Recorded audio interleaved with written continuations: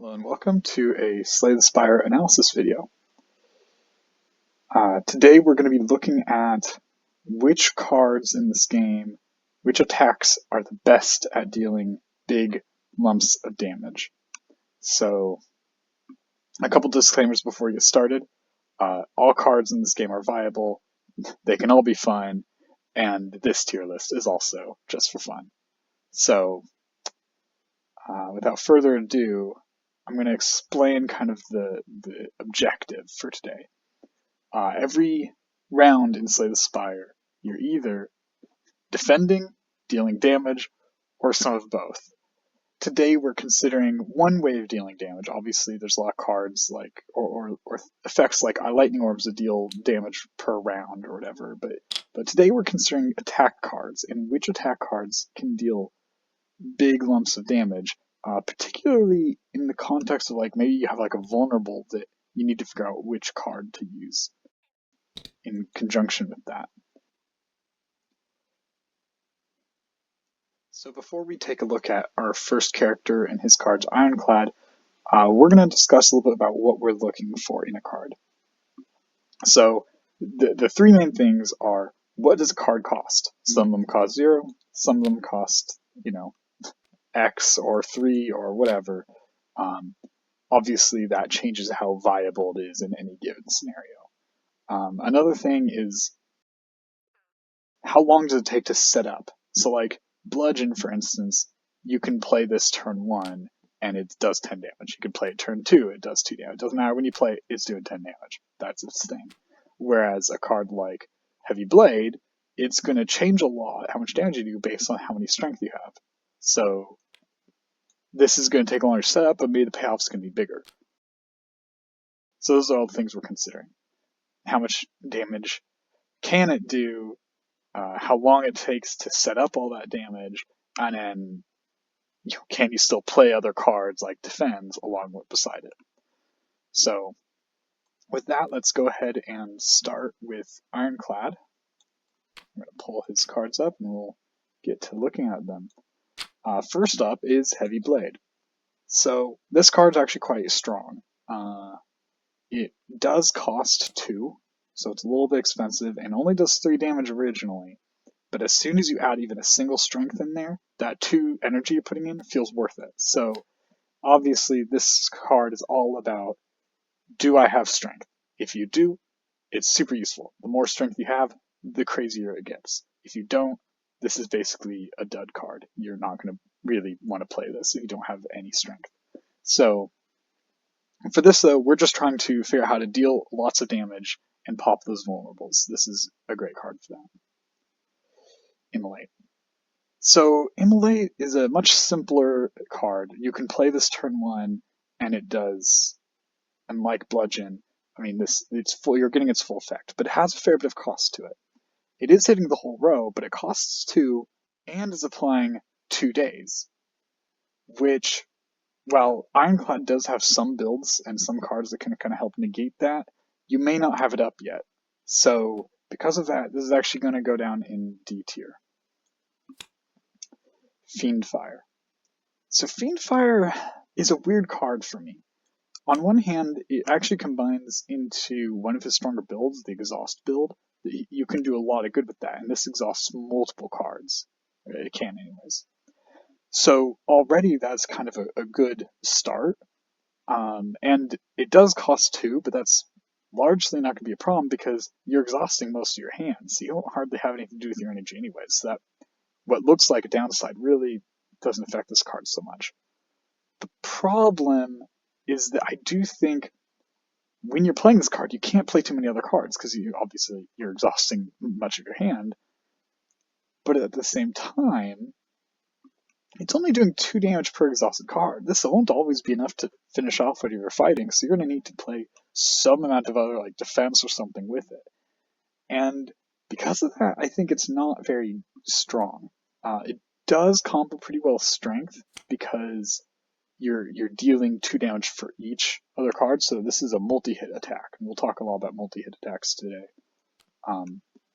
This makes it, have higher damage potential than it looks, but still, you likely will, when you play this probably relatively early in the combat, you probably don't have very much strength up anyways. So you're never going to be doing that much damage. It's kind of more a question with how does it combine with the other cards in your deck. Speaking of, up next we have Rampage. Rampage is great. You exhaust a card in your hand and then deal damage equal to the number of cards in your exhaust pile. So this does scale up a little bit slowly, right? Like maybe you only have, in your first hand 2 cards that exhaust themselves. Then your second hand, same thing. That means this is only dealing 5 damage on turn 2. Now, obviously, 5 damage for 1 energy is already pretty good, and so it's only going to get better. But don't expect to see like heavy blade amounts of damage coming from this. In fact, you probably won't be able to exhaust more than around 20 cards in total in a match anyways, because you're eventually going to run out of cards to exhaust. So there's definitely a limit there, but when its price is so good, and there's some amount of exponential scaling because as you exhaust cards, you see Rampage come up more, which means you're exhausting cards at an even higher rate. So there is a little bit of exponential growth with that card, even though it is a slow, you're exhausting 1 card at a time. So a good card, but not unstoppable either. Body Slam. So this card I just love. It's simple, it's effective. In many cases, you're already going to need a fair bit of shield. If they're doing an attack 6 against you, you already have 6 shield for little cost, either 1 if it's unupgraded or 0 if it is upgraded.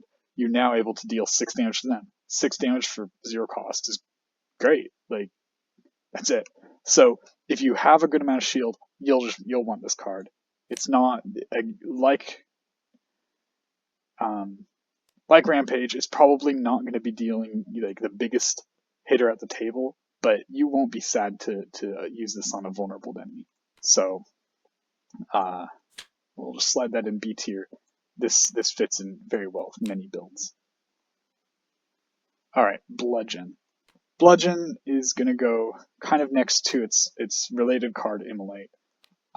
Once again, you can play it turn 1, get 10 damage, finish off the enemy if you're in Act 1. Like, that's great. You're not going to be finishing off enemies in Act 2 with it, so your mileage may vary. But, like, it's simple, it does what it needs to, and then we can move on. Okay, Perfect Strike. So, weirdly, this card actually has pretty good scaling. For every other card in your hand containing the word strike, gain +2 damage. So this is kind of better scaling than stuff like Body Slam or Rampage. Not as good as Heavy Blade, of course, but that's alright. But it only has a base damage of 3 and does cost 2. But the biggest issue is what it's scaling with. You want strength. Oftentimes, not always, but often you want things in your exhaust pile. You want defense. These are all things that we want, and these cards are scaling with that. This is scaling with something that we often don't want.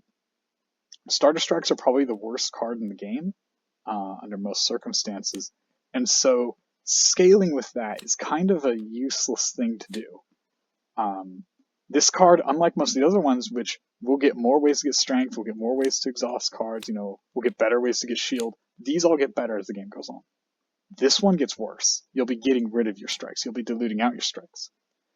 To be fair, some cards contain the word strike without being a strike. So, for example, we have Pummel Strike, Twin Strike, and Wild Strike. This card, under most circumstances, is not great. This one upgrades really well. It also does scale with strength a little bit, so this card is actually pretty good, and this one's fine. The problem is that you're going to have a few of these, maybe 1 or 2. You don't necessarily, your deck's not going to be full of them. You're going to get rid of your Starter Strikes. You're never going to be able to catch up. You're never going to be able to keep up. So, well, early on, this is doing 3 damage, and maybe you have 2 other strikes in your hand of your other 4 cards. This is another +4. This is doing 7 damage for 2. That's a fair trade. These cards up here can deal 7 damage for less. So it's never really ahead of the curve, and it only gets further behind from there. So that's the first F tier we get. Whirlwind. Okay, so this one scales pretty nicely because you're dealing stuff. It's a multi-hit. You're doing stuff multiple times, so it scales very nicely with strength. Right, if you put 3 energy into it, it's for every strength you're doing 4 extra damage. That's almost as good as Heavy Blade, costing a little more energy and hitting the row. This is a solid card. We're going to go ahead and put it in B tier. It's also, because it is a pay X, it's very flexible. If you only have 0 energy, hey look, you get to do an attack 1 to a row.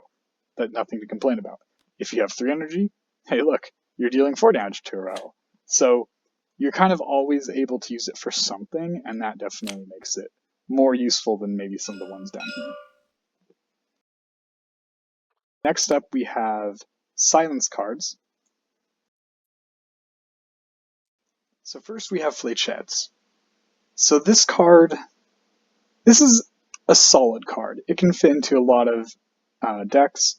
Basically, the only requirement is that you mostly have skills. If you mostly have skills, this could easily be doing, 4 or 5 damage.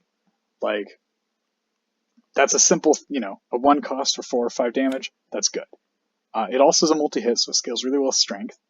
Although that does bring us to probably the biggest issue with it, and that's that Silent doesn't have any ways innately to get strength from any of his cards. So the only sources of strength for him are picking up a card from somebody else's deck, being gifted it by spot weakness, or one of these relics. So he has ways to get like maybe 1 strength or something, but you're not going to see him loaded up on like 7 strengths probably. With that said, it is possible, and so it's worth mentioning. In addition, even just doing 4 damage for 1, yeah, that's a pretty fair exchange rate. So with that in mind, we're going to go ahead and put it in B. It won't fit into all decks, obviously. Again, it needs to be a skill-heavy deck, and they aren't always. But if you've got a lot of skills, sure, it's pretty good. Okay, Choke. We're actually going to come back to Choke. I'm going to just set him right over here so we don't forget about it. Unload. Okay, so Unload is pretty good. Firstly, 2 damage isn't great, but that's not why you're playing it. You're playing it because you get to use all of your shivs now, and they deal 2 damage each. So if you have 5 shivs saved up, as you probably should if you're playing this card, that means this is doing 10 damage plus the 12 damage total. 12 damage for 1 cost, just like the last card. That's good. You're not going to complain about that. It does have some weaknesses, though. You're using all your shivs then, you have to, so that means that if you had some other plan for them, not anymore. Now you're using them. Additionally, because unlike all these other cards that we have gone over and will talk about, this is actually multiple attacks. You're making 6 attacks here. 1 for the card, and then additional attacks for all the shivs. So that means that if there's a vulnerable, you're actually best off using on one of the shivs that's doing at least 3 damage rather than this card's puny 2. So this is the only card that doesn't really scale with vulnerable. I thought it was worth including here anyways, and it is still a good card, but just keep that part in mind. This is not your vulnerable card. But like I said, 12 damage for 1, you're not going to be complaining. That's higher than like these 2, almost always. So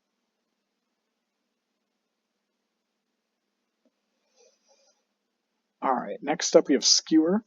So Skewer is just a very similar card to Whirlwind. It does a little bit more damage per, but it hits for 1 less time and doesn't do the row damage.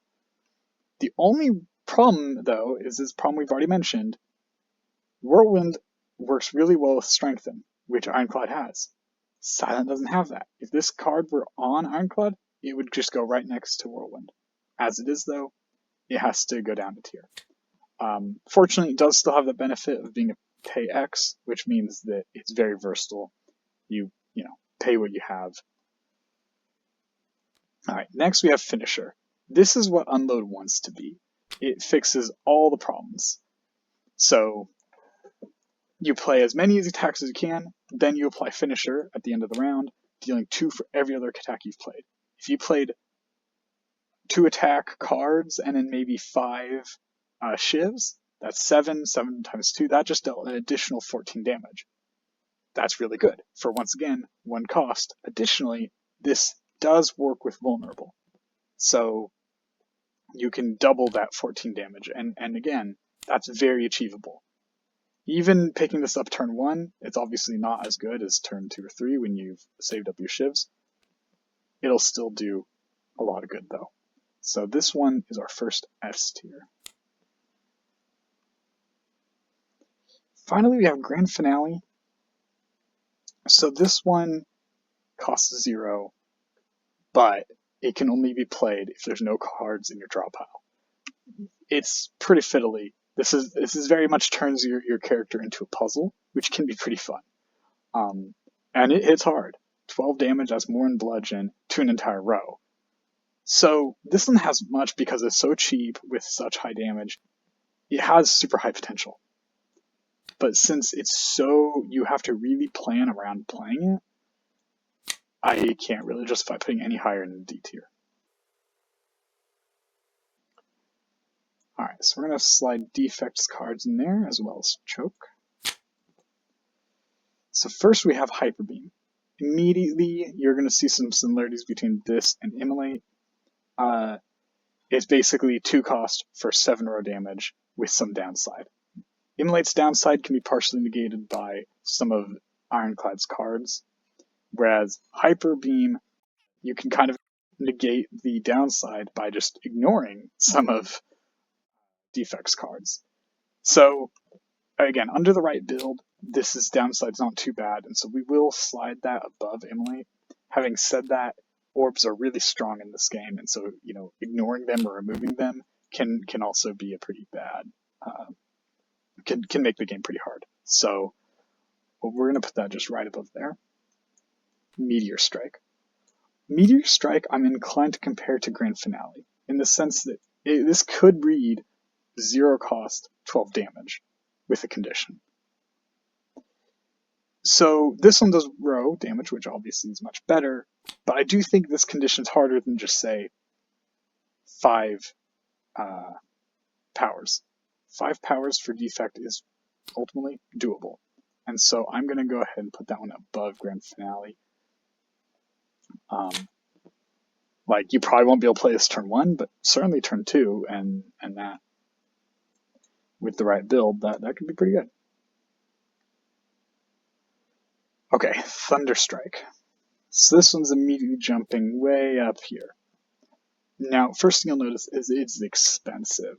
This is costs 3 energy, so you might not be playing anything else this turn. But what you get for it is 6 row damage for each lightning orb you have. So if you max out with 6 lightning orbs, that means this is doing 36 row damage. That's one of the highest hits in the game. Heavy Blade can hit harder at 43, but that's when you're maxed out on the strength, which is really hard to do. So this is a good card, but it is expensive.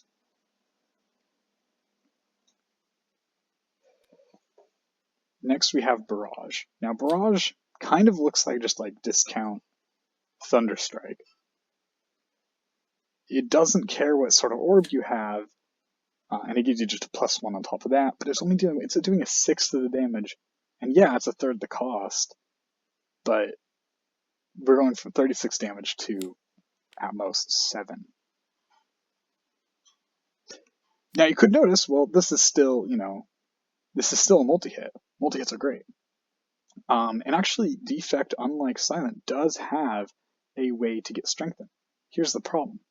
There's a negative synergy between this card, which removes all your orbs, and this one, which is for each orb, meaning that his only way of getting strengthened, besides the usual spot weakness or one of like Red Skull or one of these relics, is to remove the orbs that make this do multiple hits. In other words, it doesn't quite work. So this still could easily deal 7 damage for 1 cost, which is fine, but I do think Defect typically has better things to do with his energy.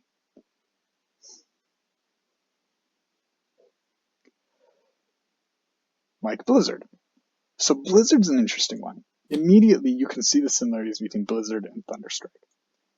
This one does half as much damage, but for a third the cost. Already that sounds great. And the only difference is it scales with Frost instead of Lightning. The problem is that Lightning, there's a lot of really good ways to get Lightning. For example, both Storm and Tempest would mean that you could easily, in just 1 or 2 turns, fill up completely on Lightning, even if you have Capacitor. There is no equivalent for Blizzard. In fact, no card gives you more than 1 Frost. So, getting maxed Blizzard damage is going to be a lot harder than getting maxed Thunderstrike. And that's ignoring the fact that you start with one of the Lightning Orbs. Now, Frost Orbs do have a great end of round effect, so that is nothing to ignore. But those downsides are pretty significant. And so even though that cost to damage ratio looks like it's in Blizzard's favor, the amount of time it takes to get it set up does push this down a little bit. Alright, and lastly, we have Choke. Now, interesting, Choke has a similar problem, I guess, to Blizzard. In that it doesn't scale quite as much with quite as quickly with its poison and disarm as Thunderstrike scales with its lightning. So here's a good way to look at it. These are some pretty standard poison applying cards. These are their lightning counterparts. Oh, I think I mixed these two to order up. Notice that poison and lightning are applied at basically the same rate. This means that even though at max they do about the same damage, this does 36, this one does 37 damage when you're maxed out. The problem is this would then take that much longer because you're only getting +1 for each. Whereas this one you're doing +6. And this is row damage, this is not. Thundering Strike is better in almost every way except for the energy cost. This card is really hard to really utilize its full damage potential, just because it takes so long to get all of that poison on there.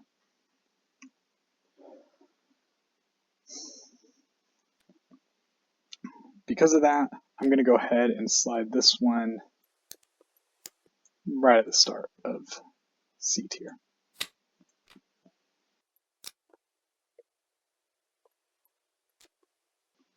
And lastly, we have Watcher. First, Brilliance.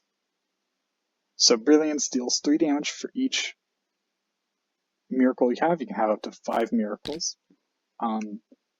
There's a lot of good reasons to hoard miracles. For example, Talk to the Hand is another just really good card where if you have 5 of them, you can get 5 shield for 1 cost. So you already have a good reason to hold on to those. This just rewards even more for it. This could represent 15 damage.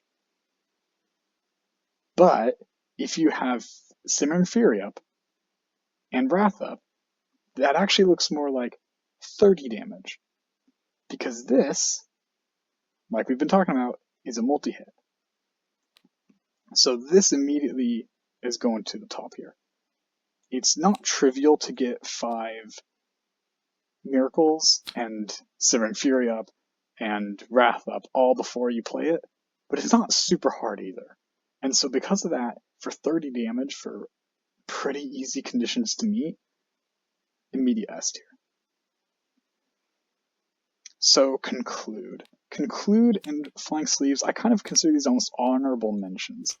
They're not supposed to be necessarily like super heavy hitter like attacks. These aren't your super flashy scales with, the number of strength you have or how much shield you have.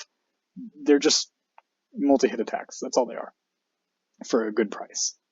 The thing is that with Wrath and Simmering Fury any multi-hit attack basically becomes a boss killer.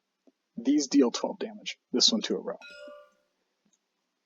So, even though they're not the flashiest card in there, you're never disappointed to use a vulnerable on them. That vulnerable is worth 12 damage. So we're just going to slide them in C2. Alright. Next up we have Reach Heaven. This is just a solid card. Like I said earlier, you have lots of cards that want you to have the miracles. Brilliance, as well as Talk to the Hand, want you to have those miracles saved up, and this is just another card. For 1 cost, deals 12 damage. You won't complain about that. So we're just going to slide this right in front here. It's just efficient and a good way to deal a little bit of damage. So Ragnarok. This one is going to immediately look similar to Bludgeon. Bludgeon does 10 damage. If you're in Wrath, Ragnarok does 12 damage. They both cost 3. Ragnarok takes a bit more setup though, because you have to be in Wrath first, otherwise it's only dealing 6 damage for 3 costs, which is not great. And that costs an energy, as well as now you need to find some way to play Defend before the end of your turn, which when it costs 3 can be a tall order. However, this has been, I've pointed out this card a lot, Simmering Fury doubles this card's damage. So that potential immediately bumps this card into a different position. So what would have been a card worse than Bludgeon is actually a pretty usable way to deal 24 damage, which is a good thing to use a vulnerable on. And lastly, we have Sands of Time. So Sands of Time is not a multi-hit. So that means it's not gaining, exorbitant damage from Simmering Fury. But it does go up +3 for every card with Retain in your hand. If you only have 4 other cards with Retain, this card's still doing 15 damage. That's pretty good. Now, it's not free.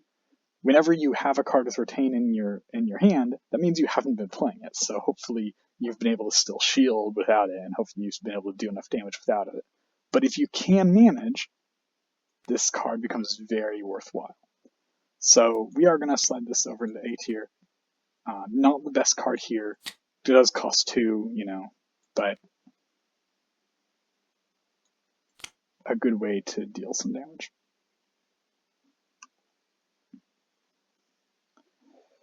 And with that is all our cards. If you have any questions on my reasoning or if you disagree with me, let me know in the comments.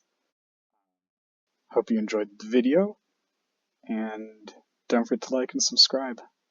See you next time.